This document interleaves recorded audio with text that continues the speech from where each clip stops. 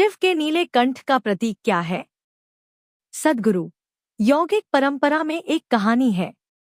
देवताओं और दानवों के बीच लगातार लड़ाई चल रही था। जब लड़ाइयां बार बार होने लगी और कई मारे जाने लगे, तो उन्होंने समुद्र के अंदर छिपे जीवन के रस या अमृत को बाहर लाने और उसे अपने बीच बांट लेने का फैसला किया, ताकि वे दोनों अमर हो जाएं और वे खुशी खुशी लड़ाई कर सकें। युद्ध इतना भयानक इसलिए है क्योंकि उसमें बहुत मौतें होती हैं। अगर मौत से निपट लिया जाए तो युद्ध एक शानदार चीज है। उन्होंने आपस में हाथ मिलाते हुए समुद्र का मंथन करने का फैसला किया। कहानी यह है कि उन्होंने मेरु नामक एक पर्वत चोटी को बाहर निकाला और समुद्र को मथने के लिए एक विशाल सांप को रस्सी की तरह इस्तेमाल किया। जब उन्होंने मंथन शुरू किया तो अमृत या जीवन रस की बजाय समुद्र की गहराई से एक घातक जहर निकला। उसे हलाहल कहते थे। यह घातक जहर बहुत ज्यादा मात्रा में था। सभी देवता डर गए कि अगर इतना जहर बाहर निकला तो पूरी दुनिया नष्ट हो जाएगी, और इसमें कोई कुछ नहीं कर सकता था। हमेशा की तरह जब कोई भी कुछ करने को तैयार नहीं था, तो उन्हें लगा कि शिव ही इसके लिए सही होंगे। उन्होंने शिव को बुलाया और उन्हें दिखाया कि किस मात्रा में जहर निकल रहा है। अगर यह फैला तो जीवन नष्ट हो जाएगा। आपको कुछ करना होगा। हमेशा की तरह अपनी चिंता किए बिना वह उस जहर को पी गए। उनकी पत्नी पार्वती ने यह देखा तो जाकर उनकी गर्दन पकड़ ली, तो वह उनके गले तक ही रुक गया और उनका गला नीला हो गया। यह एक बहुत महत्वपूर्ण कहानी है।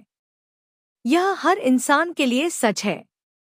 अगर आप किसी इंसान की गहराई में जाए तो सिर्फ एक चीज होती है, लगातार बढ़ता जीवन। अगर वे अपनी पहचान उससे जोड़ लेते हैं तो उनका मन और भावनाएं भी उसी तरह काम करेंगी। लेकिन अगर आप सही तौर पर उन्हें छूते हैं तो यह एक स्त्री है, यह एक पुरुष है, यह एक अमेरिकी है, यह एक भारतीय है, और ऐसी कई सारी चीजें। यह भेदभाव जहर है। जब उन्होंने सतह पर मंथन किया तो दुनिया का जहर बाहर आया। हर कोई उस जहर से भाग रहा था क्योंकि कोई भी जहर को नहीं छूना चाहता। शिव ने दुनिया का जहर पी लिया और वह उनके गले पर ही रुक गया।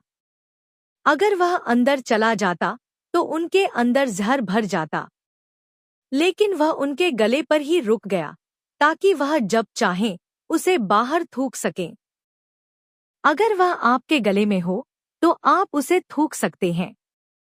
अगर वह आपके शरीर में घुस जाए तो आप उसे बाहर नहीं निकाल सकते।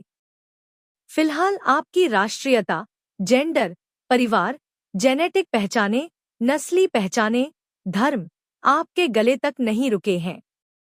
वे आपके शरीर की हर कोशिका तक पहुंच गए हैं। उसे मथकर ऊपर लाने की जरूरत है ताकि आप उसे बाहर थूक सकें और यहाँ सिर्फ जीवन के एक अंश के रूप में जी सकें। यही शिव के नीलकंठ होने का प्रतीक है। उन्होंने दुनिया का सारा जहर अपने गले में भर लिया, और जब भी बाहर निकालने की जरूरत हो तब वे उसे थूकने के लिए तैयार थे। अगर वह उनके शरीर में चला जाता फिर उसे बाहर निकालने का कोई तरीका नहीं होता। सारी आध्यात्मिक प्रक्रिया एक तरह से मंथन की प्रक्रिया है ताकि आपके सभी पक्षपात उभर आएं और एक दिन हम आपको उसे थूकने के लिए कह सकें। अगर वह बहुत गहराई में होगा तो उसे बाहर कैसे निकालेंगे? अगर मैं आपके किसी पूर्वाग्रह को बाहर निकालने की कोशिश करूंगा तो आपको ऐसा अनुभव होगा जैसे आपका जीवन बाहर निकाला जा रहा है। अगर मैं आपके लिंग, बच्चों, माता पिता या देश के साथ आपकी पहचानों को खत्म करने की कोशिश करूंगा तो ऐसा लगेगा मानो आपका जीवन खत्म हो रहा है।